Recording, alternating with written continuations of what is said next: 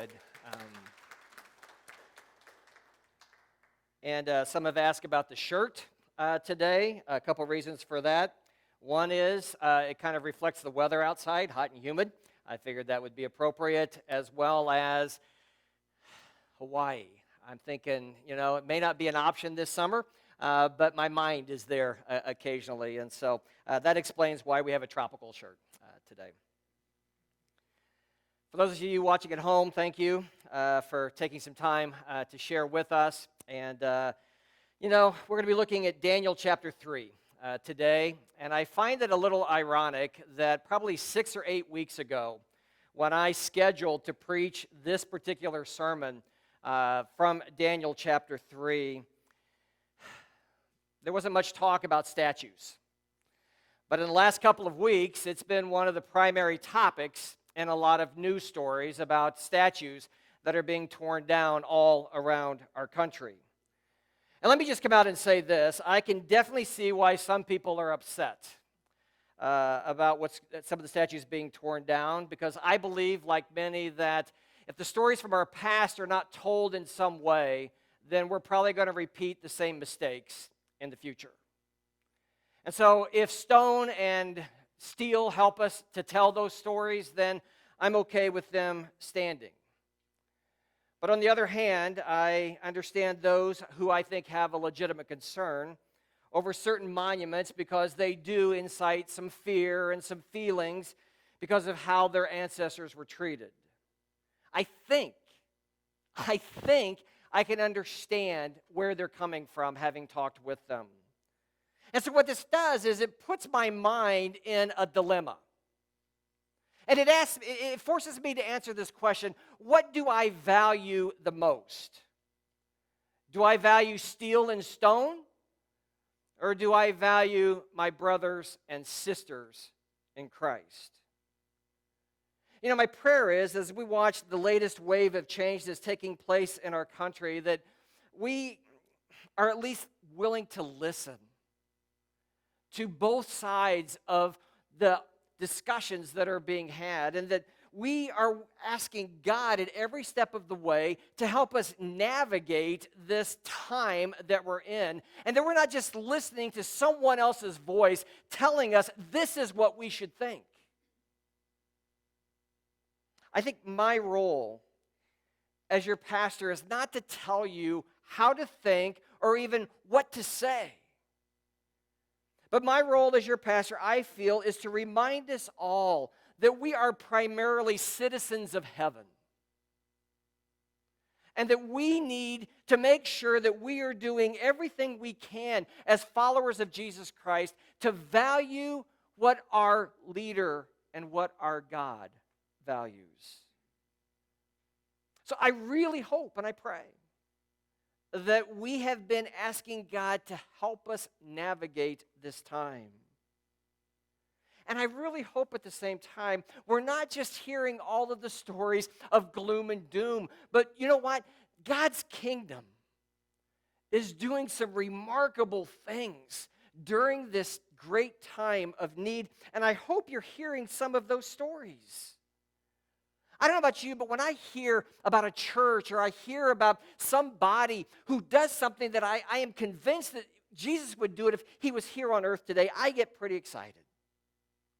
And you know what? I heard a story about what's happening at the Father's Heart Ministries in Manhattan's East Village in New York City. The Father's Heart Ministries has provided a soup kitchen for 22 years. And ever since the pandemic has started, like most organizations who are addressing food insecurity in people's lives, they've seen about a 50% increase in the number of people who are coming to them for help. They had no idea where the food was going to come from, but that's been provided. And their other main concern was, how are we going to find volunteers who are willing to come and to serve during this time? It was Jeremy Everett from the Baylor University Schools who noted that while not going to work and while not being able to go to school, there's been a groundswell of young people who are restoring this wave of volunteers that are needed today. In fact, the article that I read about the Father's Heart Ministry talks about a young lady by the name of Katie Sullivan. Katie is an attorney with the World Bank. And she has been working at this center earlier before the pandemic started. And when the subway systems were shut down, it became very difficult for her to make it from her house in Brooklyn 4 miles away. She had to make a decision. What am I going to do? So she decided that she would walk 4 miles to the church and 4 miles home so that she could continue to serve those people who were in need there. I like what her quote is in the article that I read. It said about the Father's Heart Ministries, it says, their focus on maintaining people's dignity and really caring for people and the way that they do table service really lit up my heart. I love that phrase, that somebody does something that lights up somebody's heart and they want to be a part of that. That's just one of thousands of stories about how God's kingdom is making a huge difference in our world. To be honest with you, I don't know how people who aren't a part of God's kingdom get through these days. How they can even find the motivation to get out of bed some days. And yet, because of the kingdom that we're a part of, we're encouraged and challenged. I think the stories that we read in the Old Testament book of Daniel are perfect examples of how at least 4 young men who were forcefully taken from their homes and forced to experience wave after wave of change, how they handled all of that. And that was simply that they trusted in the true God of heaven. And what I want us to see today in our story out of Daniel chapter 3 is that our trust and our obedience to God will have a huge impact on those who do not share our faith right now. As you know, the context of Daniel chapter 3 is King Nebuchadnezzar made this large statue, covered it in gold, and then asked all of the leaders of his provinces and his kingdom to come before this idol and to bow down and to worship it. Keep in mind, if you remember out of Daniel chapter 2, we read last week that he had a dream about this large statue. And that the head was a head of gold and it represented the kingdom of Babylon. I'm just wondering if this dream didn't go to his head, okay? Pun intended. Because what he did was he constructed this 90-foot statue that was 10 feet wide. And scholars will tell you that that wasn't uncommon for kings to do that back then, but not all kings required that everyone in their kingdoms bow down and worship those statues. This is how Nebuchadnezzar set the stage in Daniel chapter 3, beginning in verse 3. He says, then the satraps, the prefects, and the governors, the counselors, the treasurers, the justices, and the magistrates, and all of the officials of the provinces gathered for the dedication of the image that King Nebuchadnezzar had set up. And they stood before the image that Nebuchadnezzar had set up.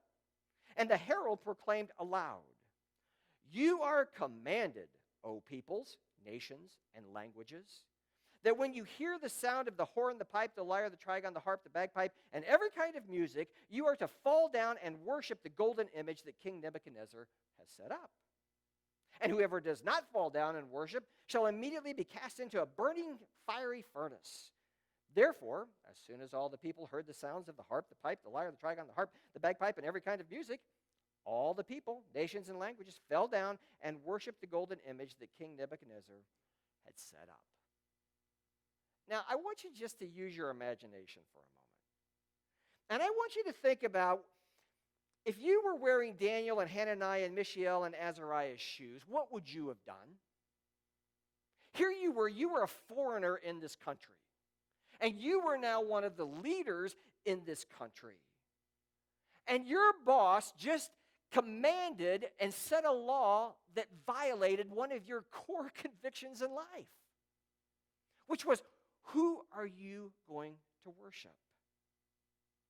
To make things worse, there were some people who didn't like the idea that you were foreigners in their country doing leadership and not following the rules. And so they stirred things up. Well, last week we talked about the Chaldeans, who were also referred to as the astrologers, who were a part of Nebuchadnezzar's court and his leadership team. I want you to listen to what they do in chapter 3, verse 8.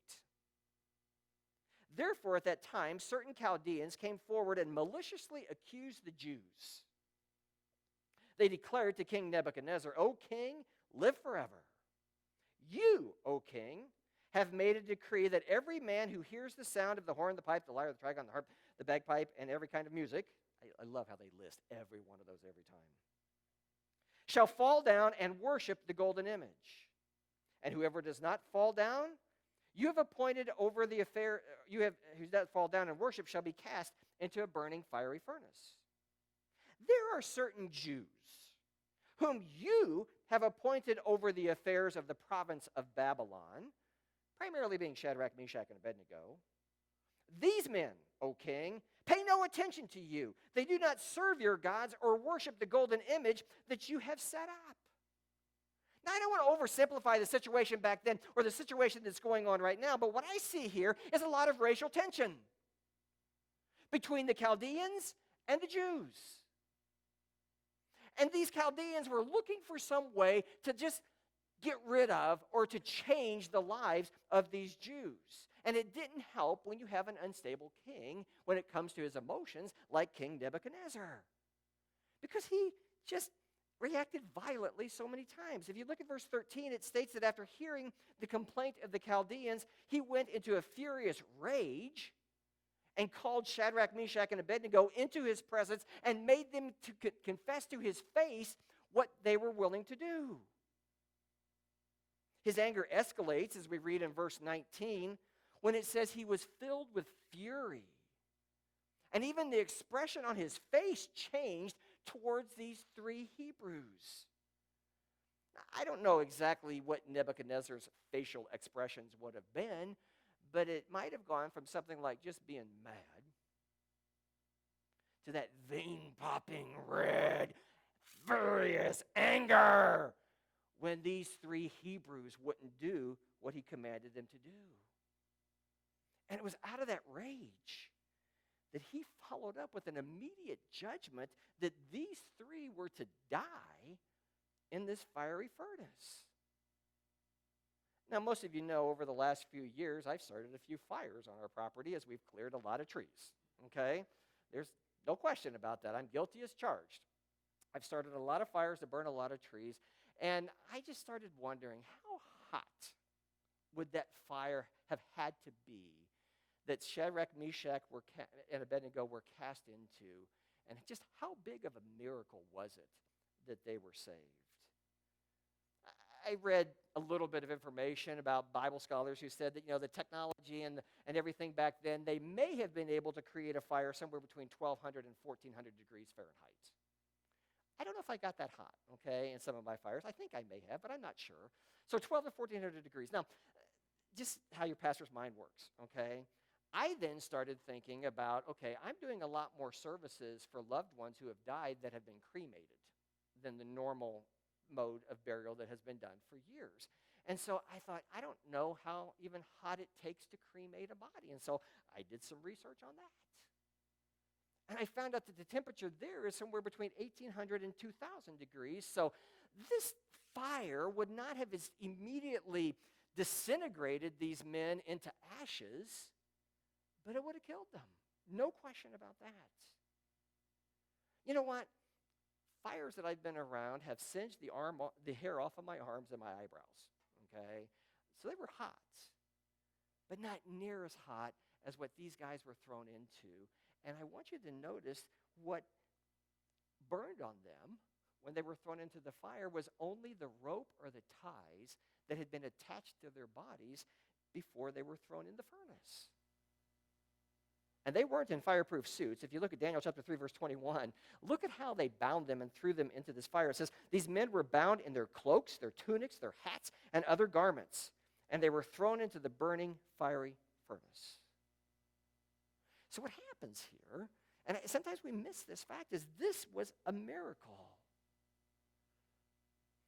And what happens as a result of this miracle, I think, allows us to construct a simple sentence that is so worth remembering, because I think it will help us through some trying times. Because you know what? When we're going through trying times or a lot of change, God may not do a miracle. But I guarantee you he'll get us through them. And I think just remembering these three phrases that make up a sentence might help. So the first part of the phrase is simply this, or the sentence is this. When we are faithful. Say that with me. When we are faithful. It goes back to, who are we faithful to? As citizens of the kingdom of God, who have we pledged our allegiance to? All of us. I'm convinced who's listening to that would say, we want to be like Shadrach, Meshach, and Abednego and stand firm and faithful before the king. Because look at what they do in Daniel chapter 3. Go back up to verse 14. It says, Nebuchadnezzar answered and said to them, is it true, O Shadrach, Meshach, and Abednego, that you do not serve my gods or worship the golden image that I have set up? Tried to verify what the Chaldeans were saying. He says, now, if you are ready, when you hear the sound of, then here they are, the horn, the pipe, the lyre, the trigon, the harp, the bagpipes, and every kind of music.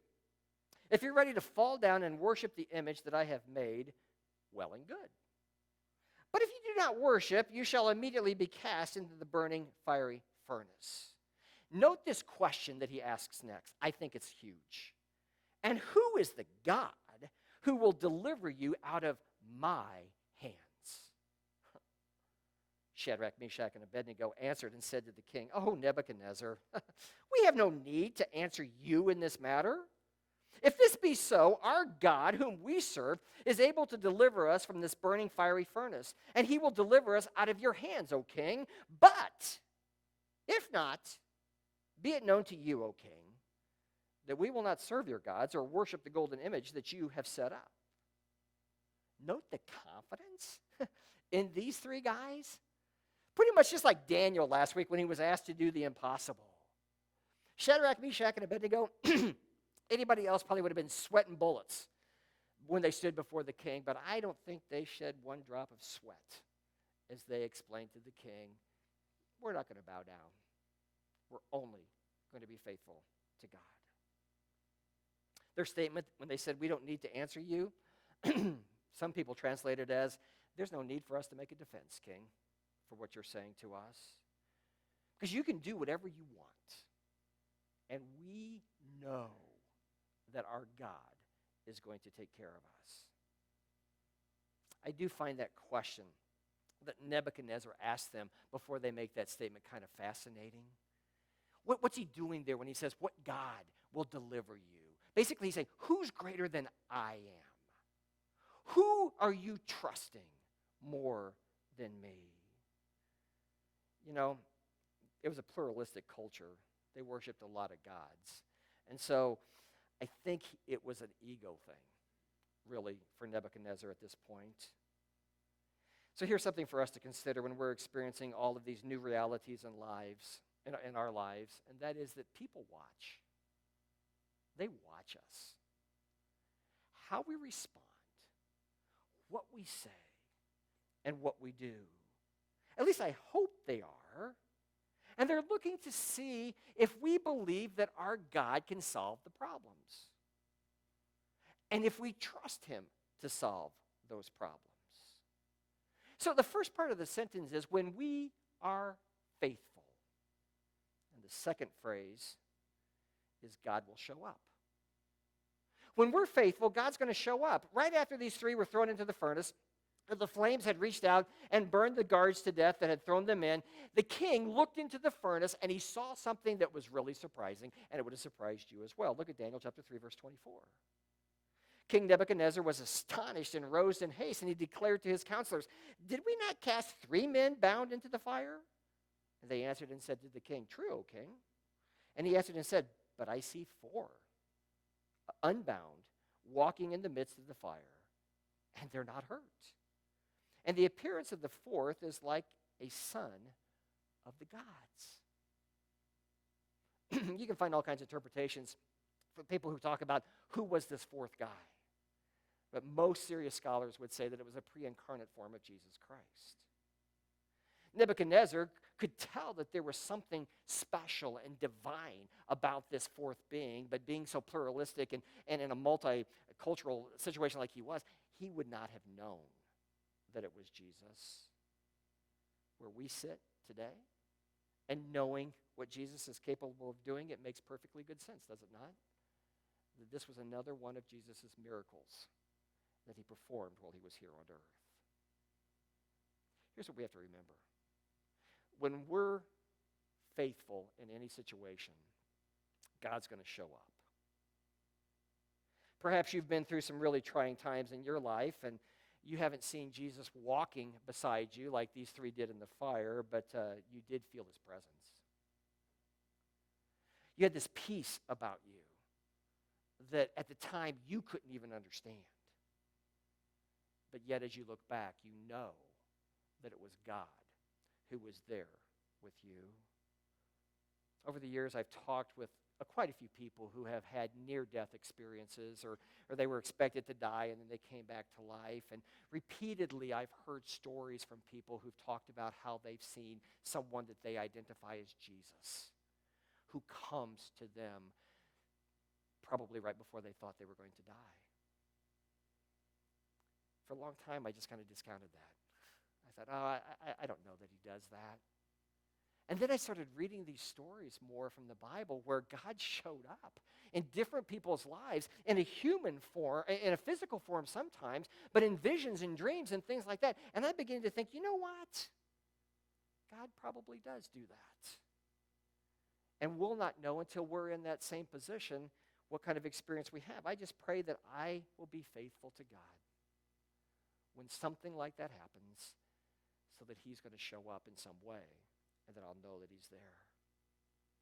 Even if he doesn't, let me give you another verse to just kind of write down and memorize or mark in your Bible. Isaiah chapter 43, verse 2.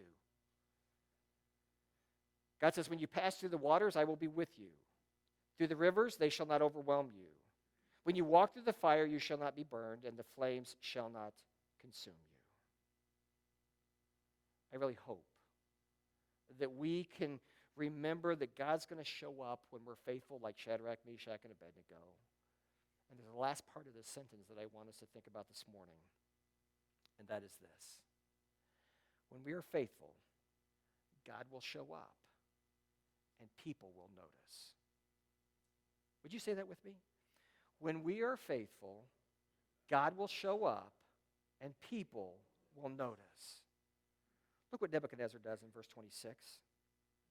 He came near to the door of the burning fiery furnace, and he declared, Shadrach, Meshach, and Abednego, servants of the Most High God. That's interesting. Come out and come here. Then Shadrach, Meshach, and Abednego came out from the fire. What would have happened had Jesus walked out with them?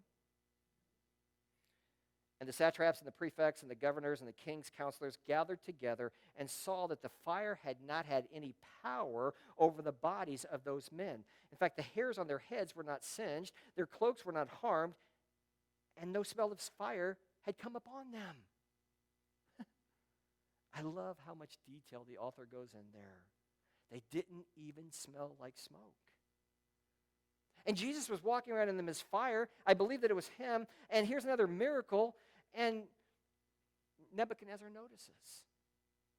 Because he says in verse 28, blessed be the God of Shadrach, Meshach, and Abednego, who has sent his angel and delivered his servants, because they trusted in him and set aside the king's command and yielded up their bodies rather than serve and worship any god except their own God. Look at who said that.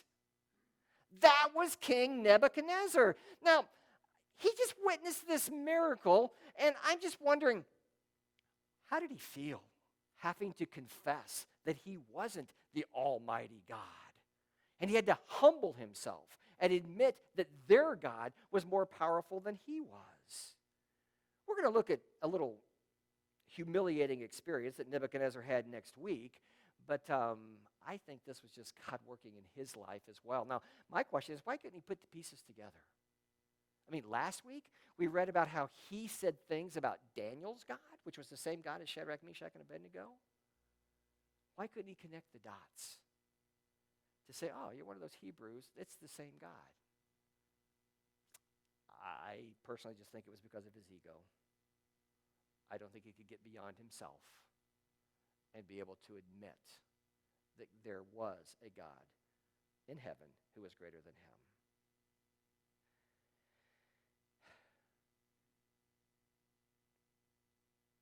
We can't ignore the fact those of us who call ourselves Christians are being watched by other people. Jesus even said we are to be his witnesses. For me, a witness is something we are, not something that we do. So when life throws us a curveball or two, what I pray is that our faith will not be shaken, that we will remain faithful, and when God shows up, other people see him. They're not looking at us. They're looking at what God's doing. And they begin to ask questions. How'd you get through that? How do you have so much peace? And that's our opportunity to share how God has shown up in our lives. I assure you that 90-foot statue that Nebuchadnezzar built didn't stand for very long. It was torn down and replaced by something else. And the only reason people worshiped it was because they didn't want to die. Today, we worship a God who sits on a throne in heaven, a living God. And we have to answer this question, I think, in our mind. Who are we worshiping today? Is it the God of Daniel? The God of Shadrach, Meshach, and Abednego? Or is it some fake God?